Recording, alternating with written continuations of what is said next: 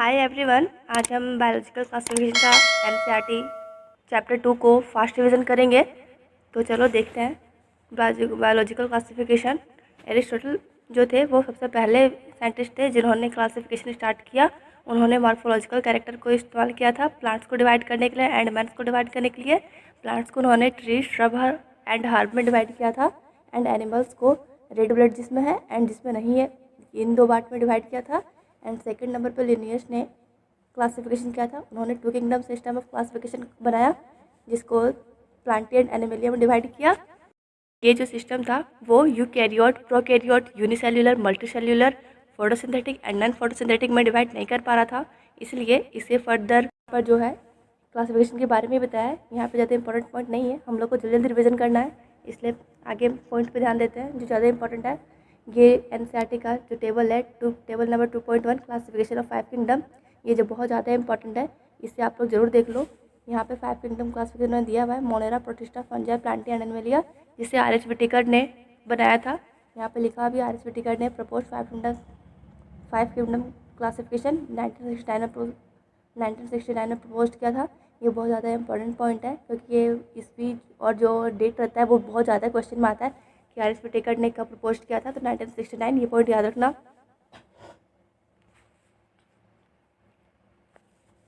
सबसे पहले ये cell type, cell wall and mode of nutrition पे बहुत ज़्यादा क्वेश्चन आता है।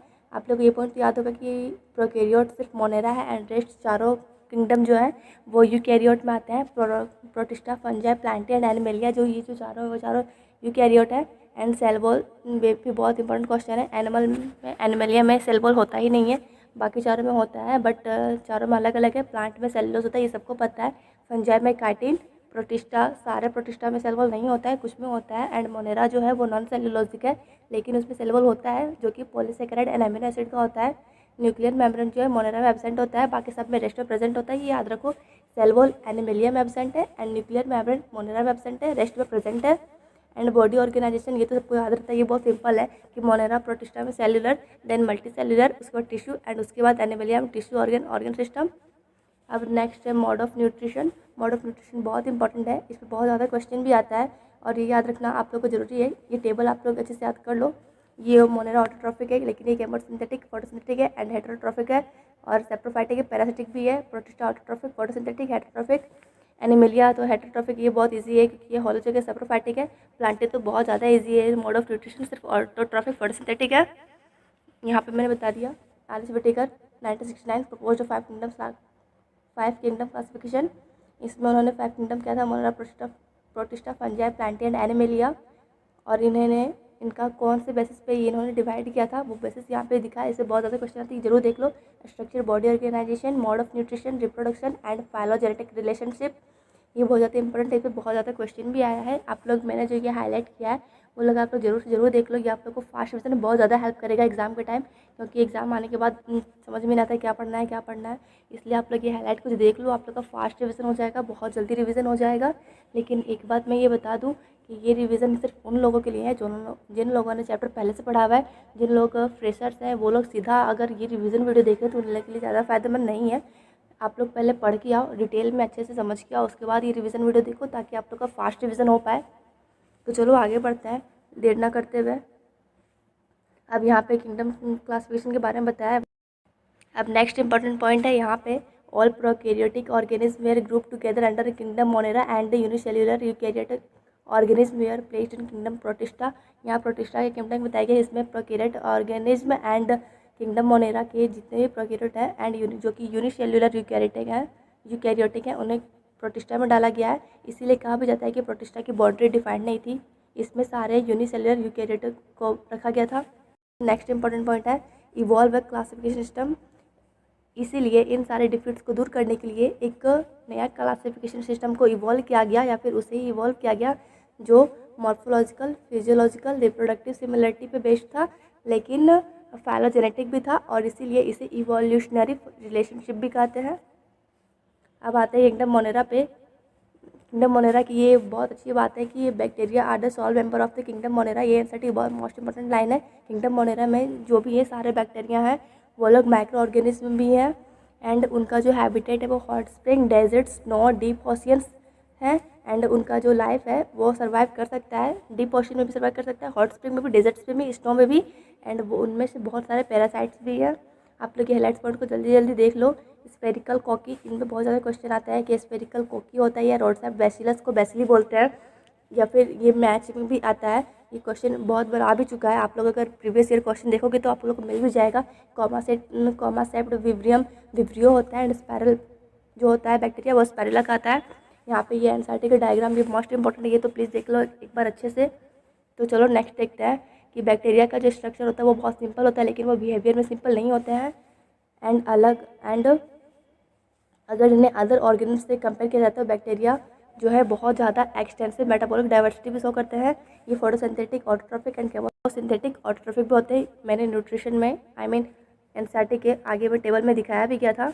ये है हेटेरोट्रॉफ है एंड ये किसी और के organic matter, dead organic matter पर डिपेंड है फूड के लिए। नेक्स्ट है आर्कीबैक्टीरिया।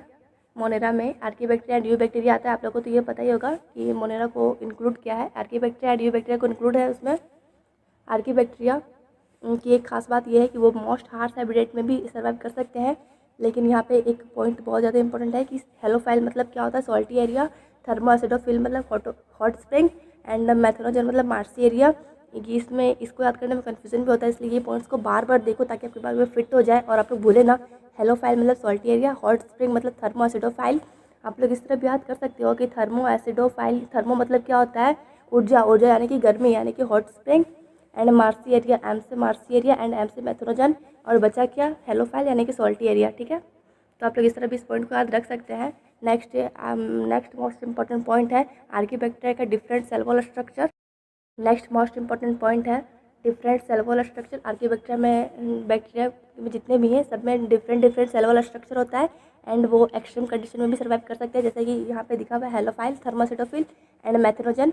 मैथनोजन जो होते हैं वो रूमिनेंट एनिमल के गट में होते हैं, जैसे काव एंड बिफेलो, एंड ये मैथन गैस प्रोड्यूस करते हैं जिसे बायोगैस कहता है फ्रॉम द डंग। नेक्स्ट है यूबैक्टीरिया को ट्रू बैक्टीरिया भी बोलते हैं, याद रखना। एंड इसका जो सेल वॉल होता है वो रिजिड है, मोटाइल है एंड फ्लैजेलम है। इसमें साइनोबैक्टीरिया भी आते हैं। साइनोबैक्टीरिया को ब्लू ग्रीन एल्गे यानी कि बीजीए भी कहा जाता है। इसमें क्लोरोफिल ए होता है जो कि ग्रीन प्लांट में भी होता है, इसलिए इसे फोटोसिंथेटिक ऑटोट्रॉफिक भी कहते हैं। साइनोबैक्टीरिया क्या है, यूनिसेल्युलर। साइनोबैक्टीरिया क्या है, यूनिसेल्युलर, कॉलोनियल एंड फिलामेंटल। ये इनका जो हैबिटेट है वो फ्रेश वाटर, मराइन और टेरेस्ट्रियल एल्गे भी है। ये सराउंडेड बाय जिलेटिनस शेथ से सराउंडेड है। ये ऑफन फॉर्म ब्लूम इन पॉल्यूटेड वाटर बॉडीज। ओके, ये सारे हाईलाइटेड पॉइंट आप लोग जल्दी जल्दी देख लो ताकि आप लोग का फास्ट रिविजन हो सके। जिलेटिनस शेथ से सराउंडेड है एंड ये वाटर बॉडी जो कि पॉल्यूटेड वाटर बॉडी है उनमें ब्लूम का कारण भी साइनोबैक्टीरिया ही है। ये भी क्वेश्चन आ चुका है।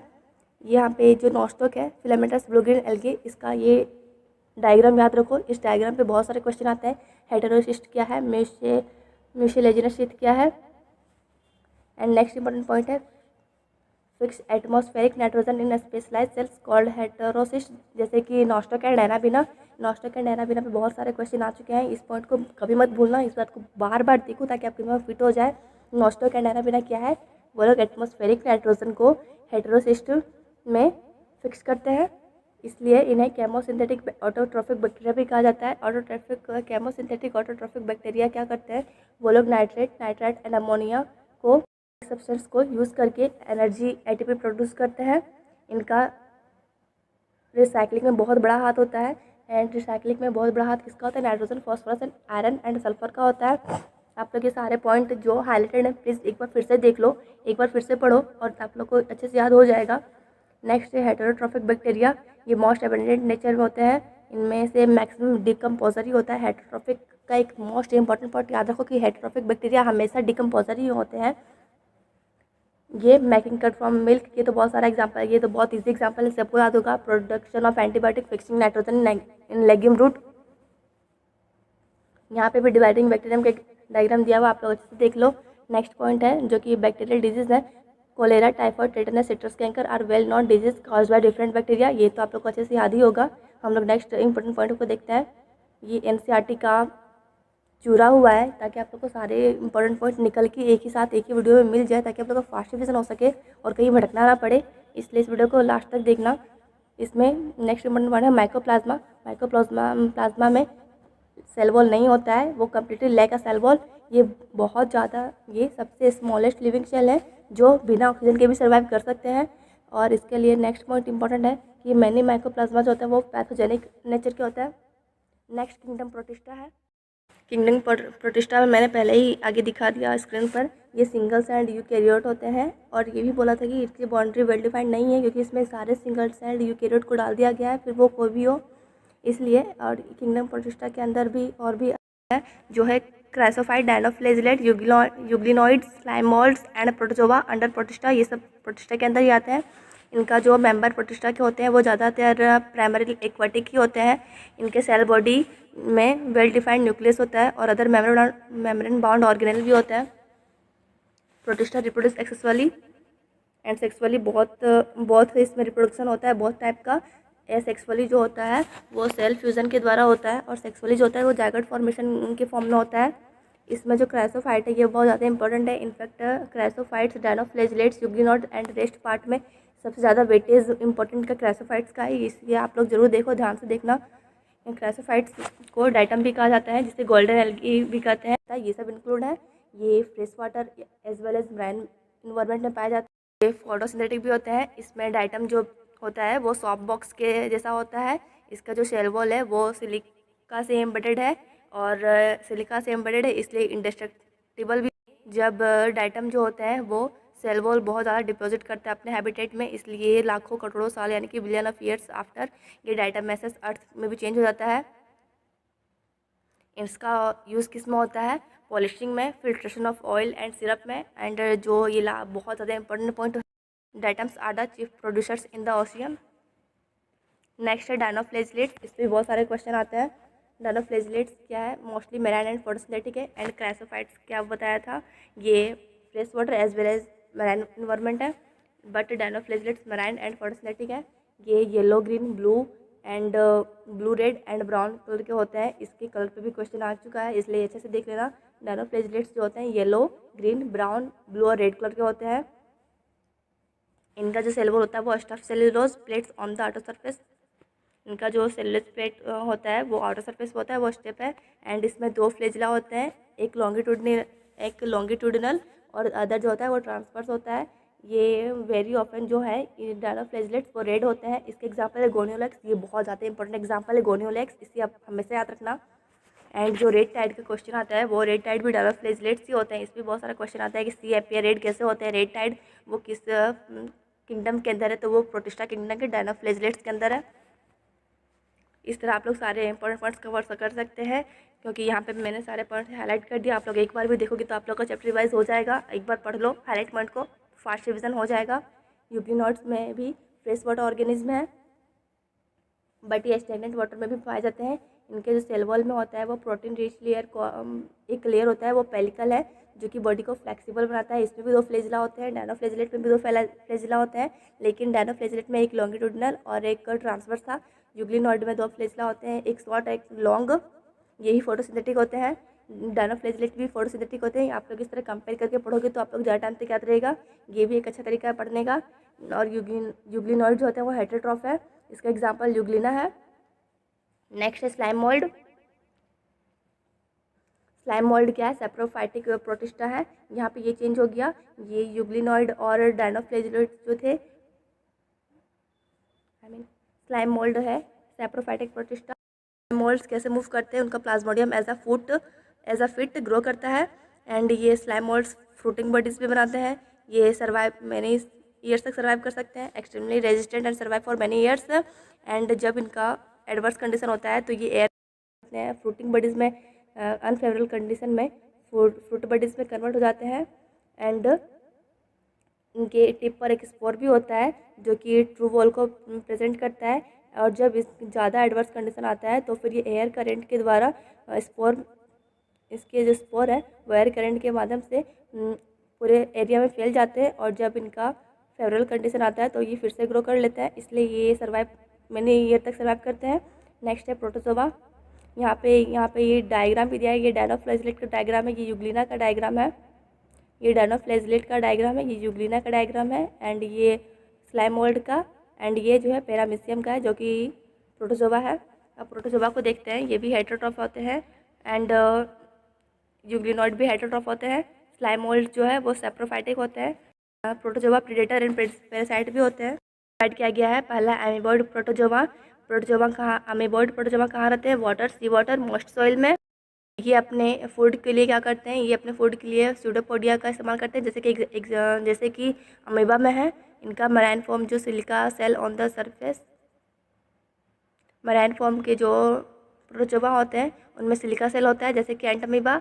नेक्स्ट है फ्लैजिलेटेड प्रोटोजोआ, ये फ्री लिविंग एंड पैरासाइट होते हैं, इनमें फ्लैजिला बहुत सारा होता है। ऑफ कोर्स फ्लैजिलेटेड प्रोटोजोआ है तो फ्लैजिला तो होगा ही। इसका एग्जांपल है ट्रिपेनोसोमा और इसका डिजीज है स्लीपिंग सिकनेस। आप लोग इसमें कंफ्यूज मत होना कि सिलेटेड प्रोटोजोआ में सिलेटेड प्रोटोजोआ में स्लीपिंग सिकनेस होता है या फ्लैजिलेटेड प्रोटोजोआ में। इसलिए पॉइंट्स को बार बार देखना बहुत ज़रूरी है, क्योंकि कन्फ्यूजन का बहुत सारा चांसेस है, मिक्स सब कुछ होना लगता है लास्ट टाइम पे। इसलिए फास्ट रिविजन भी ज़रूरी है एंड सारे पॉइंट्स को कवर करना भी इंपॉर्टेंट होता है, इसलिए ये बार बार देख लो। फ्लैजिलेटेड का जो डिजीज़ है वो स्लीपिंग सिकनेस है एंड सिलेटेड प्रोटोजोआ का में बहुत सारे सिलिया होते हैं। ये एक्टिवली मूविंग ऑर्गेनिज्म होते हैं क्योंकि इनमें बहुत सारे सिलिया होता है एंड इसका जो एग्जांपल है वो पैरामीशियम है। नेक्स्ट है स्पोरोजोआ। स्पोरोजोआ इन्फेक्शस प्रोटोजोआ होते हैं, इनके spore like stage in the life cycle में स्पोर लाइक स्टेज भी होता है, जैसे कि प्लाज्मोडियम जो कि मलेरियल पैरासाइट है, इसका डिजीज़ भी मलेरिया हो गया। नेक्स्ट किंगडम है किंगडम फंजाई। किंगडम फंजाई भी हेटेरोट्रॉफिक ऑर्गेनिज्म होते हैं, ये सबको पता है कि फंजाई हेटेरोट्रॉफिक ही होते हैं।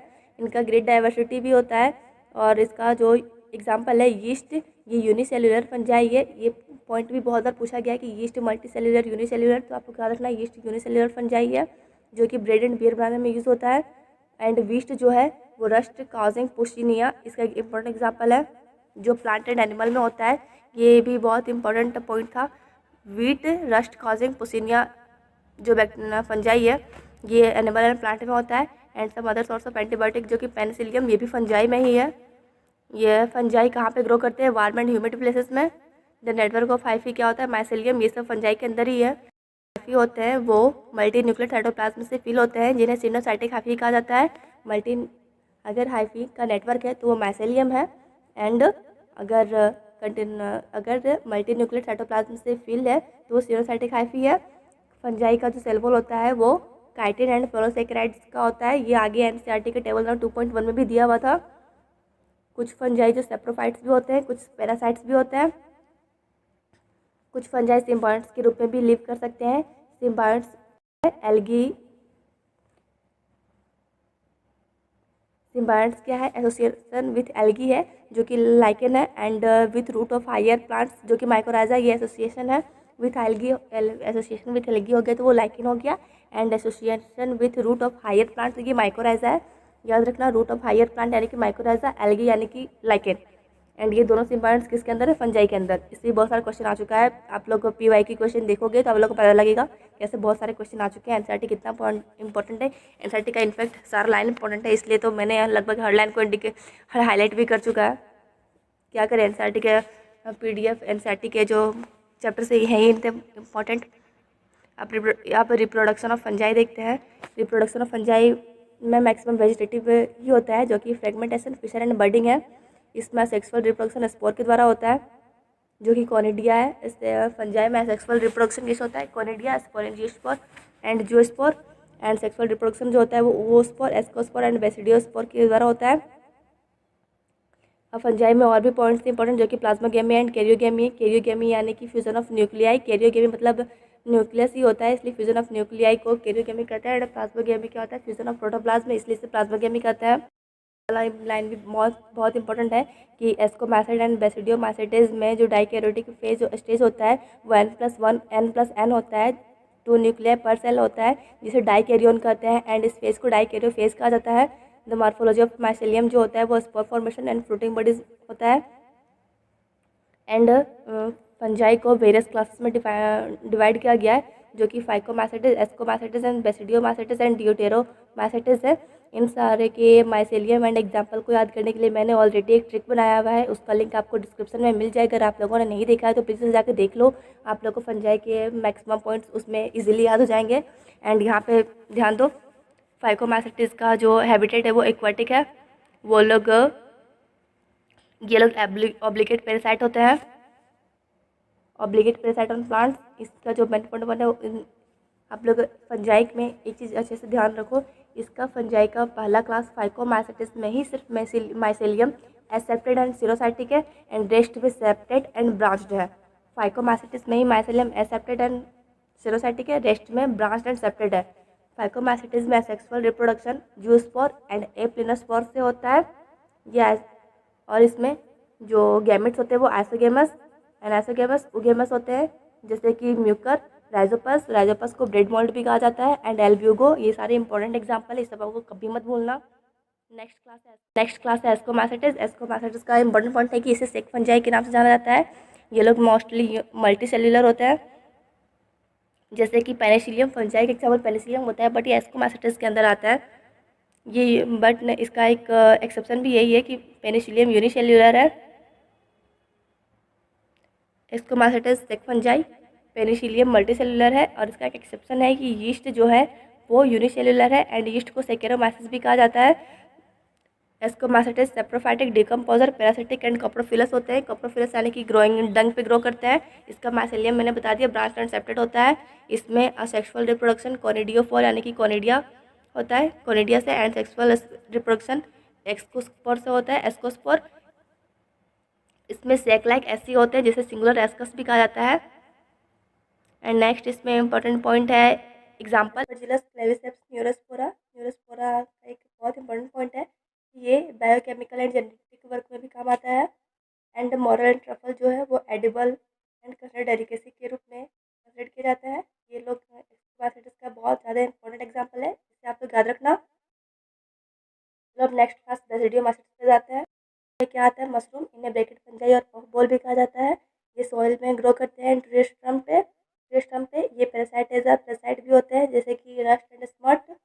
माइसेलियम इसका भी ब्रांच एंड सेप्टेड होता है, देखिए जैसा कि मैंने पहले बताया कि सिर्फ फाइकोमाइसेटिस का जो माइसेलियम है वो एसेप्टेड एंड सिनोसाइटिक है, रेस्ट का माइसेलियम जो है ब्रांच एंड सेप्टेड है। बेसिडियोमाइसिस में सेक्सुअल स्पोर जो है वो not found, generally not found होते हैं। इनमें मैक्सिमम वेजिटेटिव रिप्रोडक्शन ही होता है, जैसे जो कि फ्रेगमेंटेशन होता है।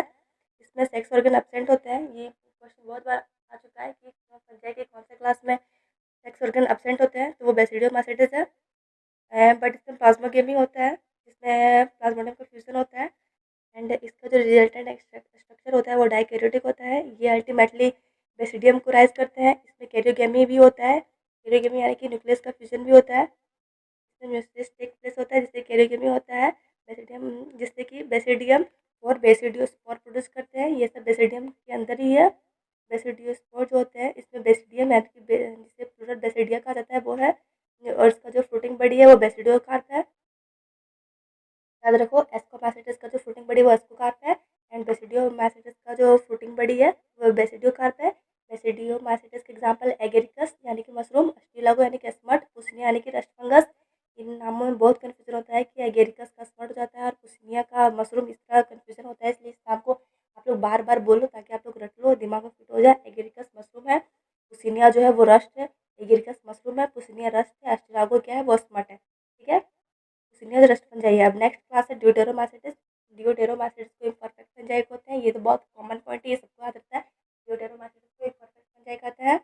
इनमें केवल असेक्सुअल रिप्रोडक्शन होता है, इनमें केवल असेक्सुअल रिप्रोडक्शन होता है। ड्यूटेरोमाइसिटिस में सेक्सुअल ऑप्शन होता है, एंड इसमें भी जैसे कि यहाँ पे लिखा हुआ है deuteromycetes produce only by asexual spore called as यानी कि नॉन एज कोनिडिया। इसमें भी माइसेलियम सेपरेट एंड ब्रांच्ड होता है। ये एनसीईआरटी के हाइलाइट में आप लोग देख लो अच्छे से। इसमें इसके मेंबर सेप्रोफाइट एंड पैरासाइट होते हैं।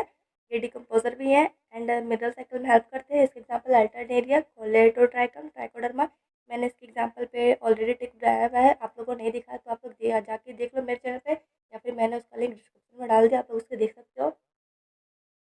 नेक्स्ट किंगडम है प्लांटी। प्लांटी पे तो एक नया चैप्टर ही है, प्लांट किंगडम नेक्स्ट चैप्टर है, आप लोग वहाँ ही पढ़ सकते हो, लेकिन यहाँ पे भी ये थोड़ा सा लिखा हुआ है तो देख ही रहते हैं। किंगडम प्लांटी में eukaryotic chlorophyll containing organism include है। ये हेटेरोट्रॉफिक भी होते हैं, एंड इसमें जो ब्लेडर एंड वेनस फ्लाईट्री पे एग्जाम्पल दिया, ये दो प्लांट क्या है, इंसेक्टिवोरस प्लांट के एग्जाम्पल है। एंड कैस्कुटा जो वो पैरासाइट का एग्जाम्पल है। प्लांटी के जो सेल होते हैं वो सेलुलोज के बने होते हैं, वो टेबल में दिखा रहा था, टेबल 2.1 में दिखा होता है कि प्लांटी के सेल होते हैं वो सेलुलोज के बने होते हैं। नेक्स्ट पॉइंट डिटेल में आप लोग किंगडम प्लांटिंग में पढ़ना। एंड किंगडम एनिमिलिया का भी एक नया new next chapter chapter number 4 वो भी आप लोग को फर्स्ट डिवीजन में मिलेगा ही, बट आप लोग अभी उसमें ही पढ़ना। यहाँ पे 4 लाइन लिखा, तो वो 4 लाइन देख लेते हैं। ये इंपॉर्टेंट पॉइंट है क्योंकि एनसीईआरटी का एक भी लाइन छोड़ना बेवकूफ़ी के बराबर होगा। किंगडम एनिमिलिया क्या होता है, वो हेटेरोट्रॉफिक यूकैरियोटिक ऑर्गेनिज्म है।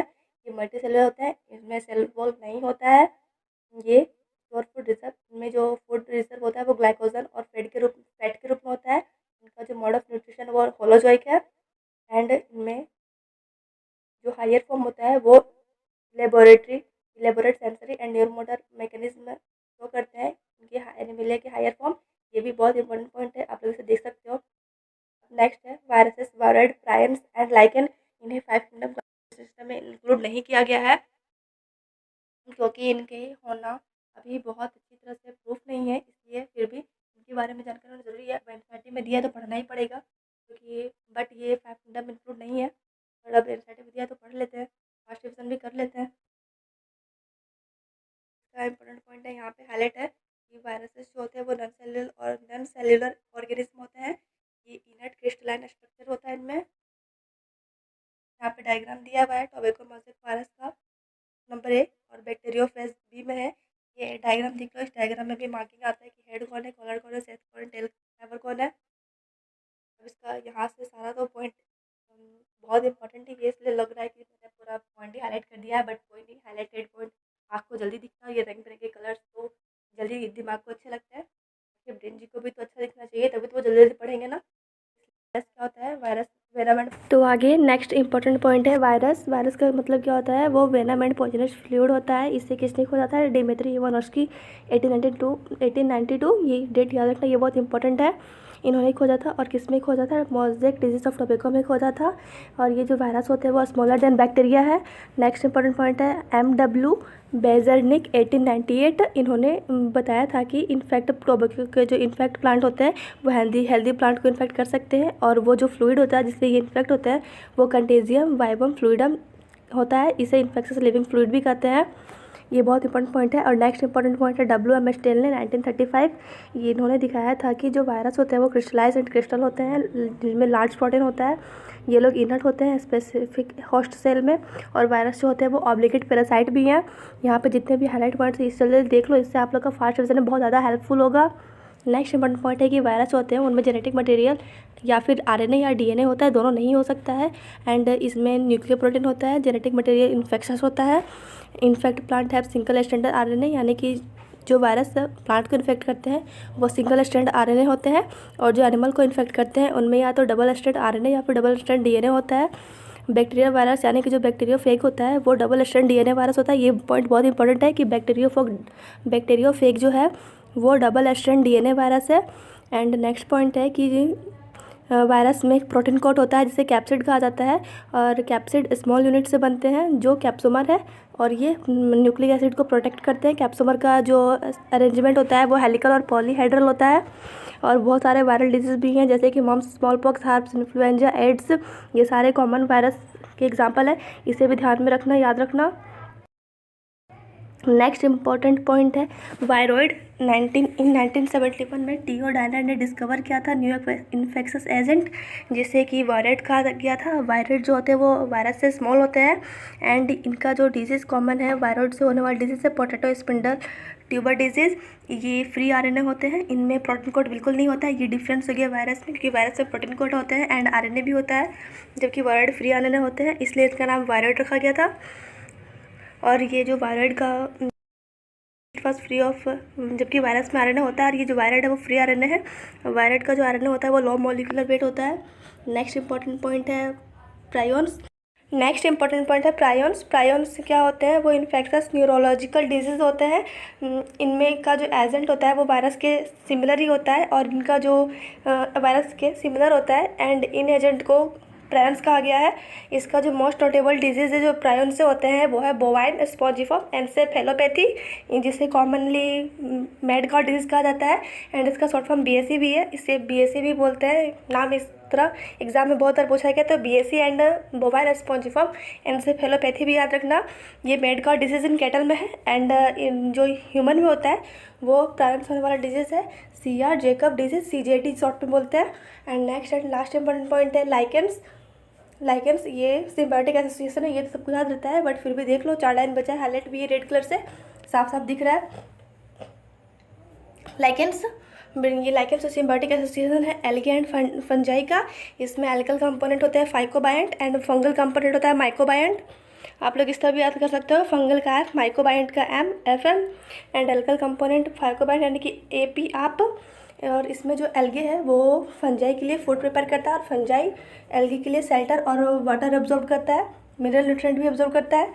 एंड इसका लास्ट पॉइंट है lichens are very good pollution indicator, they don't grow in polluted area. तो देखा आप लोगों ने बायोलॉजिकल क्लासिफिकेशन कितना जल्दी कंप्लीट हो गया, ये ऑलमोस्ट 30 मिनट में कंप्लीट हो गया है। आप लोग चाहे तो इस तरह फास्ट रिविजन कर सकते हैं। एंड ये NCERT का पूरा सारे इम्पोर्टेंट एक ही वीडियो में मिल गया है, इस तरह आप लोग को बहुत हेल्पफुल होगा। तो फ्रेंड्स, आप लोग कमेंट में जरूर बताना कि आप वीडियो आप लोगों को कैसा लगा। एंड अगर इससे थोड़ी सी भी हेल्पफुल होगी या फिर आप लोग को अच्छा लगा हो तो प्लीज़ इसे अभी लाइक कीजिए और शेयर कीजिए अपने दोस्तों को। एंड ऐसे ही वीडियो के लिए मेरे चैनल को अभी सब्सक्राइब कीजिए। Thank you.